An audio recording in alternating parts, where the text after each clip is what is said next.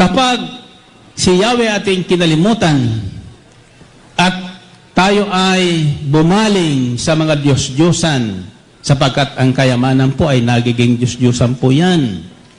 Kung sino ang ating pinagkakatiwalaan ng buhay, kung saan tayo nakatuon, no? Ipinagpalit natin ang Diyos sa yaman na dumating sa atin, babawiin ang Diyos sa atin. Life is a cycle. Today you are happy, tomorrow you are not. Ginagawa niya. Tatandaan niyo ito.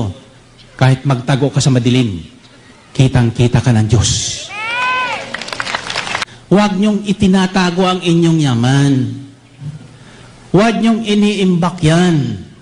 Hindi para sa inyo yan. Enjoy the fruit of your labor and give the rest to others. Mamigay kayo. Sabi ng Panginoon, huwag kayo matatakot mamigay, huwag kayo matatakot maubusan, sapagkat maubusan man kayo ng kayamanan dito sa balat ng lupa, mayroon naman tatanggap